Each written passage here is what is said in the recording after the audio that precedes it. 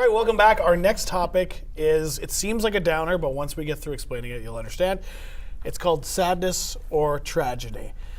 Huh? Who's excited? So basically what I'm talking about is recently we've had celebrities or just a lot of big name people, musicians, who have passed away. Now, what I wanted to discuss, so some people, when someone passes away, you're like, oh, it's so tragic, it's awful. But I think there's a difference between being sad, with something being sad and something being tragic. I'm just going to use two examples. Jerry Lewis just passed away. He was in his 90s. That, of course, my opinion is that is, of course, very sad. But then when I run that in comparison to Robin Williams, I consider Robin Williams a tragedy because taken before his time. I'm not saying that everyone should die. I'm just saying that it's one of those things where sometimes when you get to a certain age, that's, I won't say the circle of life, but that's kind of like what it is. So how do you guys feel? And is it a personal thing? Do you get to decide whether you feel like somebody passing is a tragedy or is a sadness?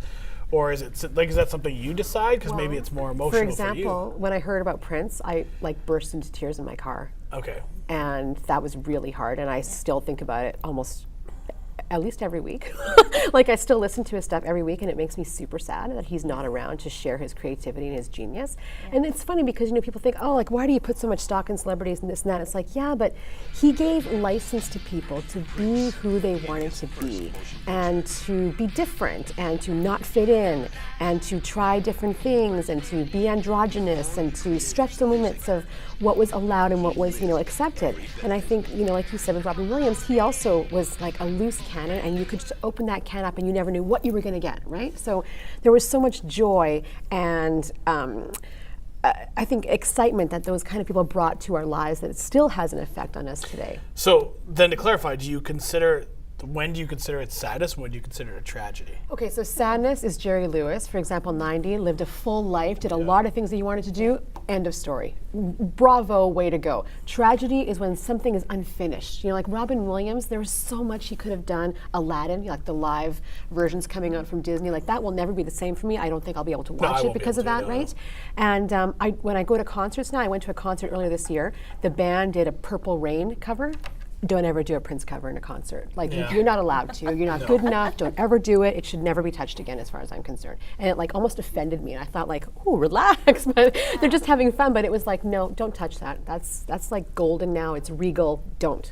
So I think she's kind of answered it. Everybody has their own feelings. I mean, I don't know if I agree with sadness and tragedy. I think they kind of blend in, regardless. Maybe Jerry Lewis had few more years left. I don't know, but I understand that point.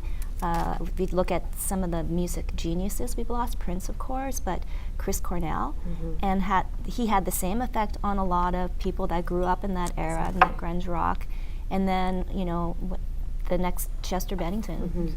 Yeah. There's a weird gray area, I want to say, and it's a personal gray area because if you look at Chris Cornell, someone who was probably the same age, the same genre was Lane Staley from Alice in Chains, who had a very big impact on people. But before he died, he had years of drug abuse that people thought, for a long time, that they're like, he could go at any moment. And so when he actually went, people were like, it's sad, but we knew this was going to happen. It's tragic. Where Chris Cornell came out of nowhere for many people. Scott Weiland. Scott Weiland, same. And maybe that's the thing too, is like you could see it coming. I know that this is very hard because you can't always see death coming, but sometimes when you see a path someone has chosen to go down, when it goes, it's almost more acceptable than when someone's taken. And I think I don't know, to me, I think that's the difference maybe because the possibility exists in your mind already, like somewhere you think it could happen, as opposed to someone like Robin Williams that was completely out of the blue, right? That was just a complete shock.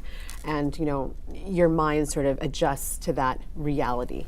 When Adam West, it's kind of, maybe not odd, but when Adam West passed, he was quite old, he was in his 80s, right? But he was still working to a certain extent, right? So he was still in our minds, he was still fresh that he was been working. And I know what we've talked a lot about celebrities, but if we look at our own lives, I'm sure, you've possibly had loved ones pass away, and I think that there is like a sadness that still prevails, like, you still think about them, and I think, as long as you have that memory, and I guess you protect it, like you said, when you heard that cover band, which is really kind of interesting that you had that reaction. Yeah. But you do have those memories, and that's kind of another. It's weird, hard, right? yes. And then I think you get, when you talk about social media, you see people who are like, I remember this moment. Yeah. I remember, like, Roger Moore was a big thing for me because I was a huge James Bond fan.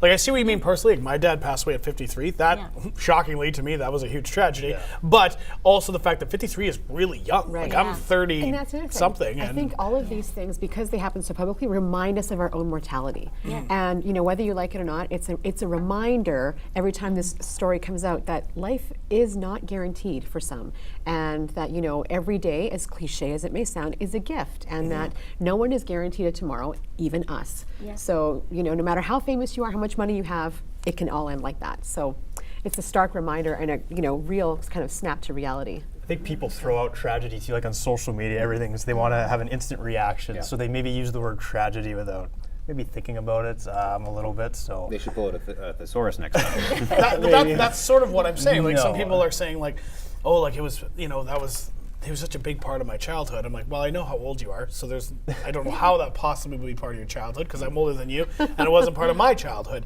But I mean, who knows what their personal experiences were? Yeah. It's just, I feel like we jump on that bandwagon a lot, right? And you look at my Facebook feed, I guarantee you there was probably a picture of Genie hugging Aladdin when Robin Williams died. Like, I guarantee you.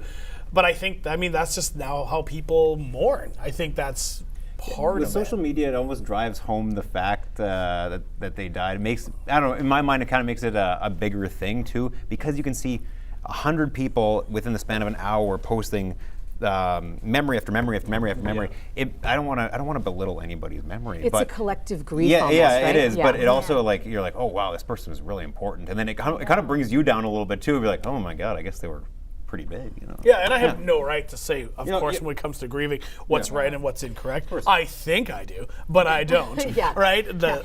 So I guess that's sometimes you see it, and you just, after a while, sometimes I think on social media, this can get go with every fatigued? Is that what topic, you're- you get fatigued. Yeah. Like, I'm like, I get it, but Yes. like, come on, people. But He was think- 96 years old. He Yeah. wasn't running a marathon tomorrow. But there's so many legacies, right? Like, millions of people flock to Graceland every single year. Oh, yeah. People still go visit Jim Morrison's grave in France. Like, it's incredible that these people, almost 40 years after they've passed, are still impacting others. 40th anniversary for Elvis. Yeah, so their creativity, their gifts to the world, whatever those were, still resonate. Yeah. All right, well, we'll be back with another topic in just a couple minutes.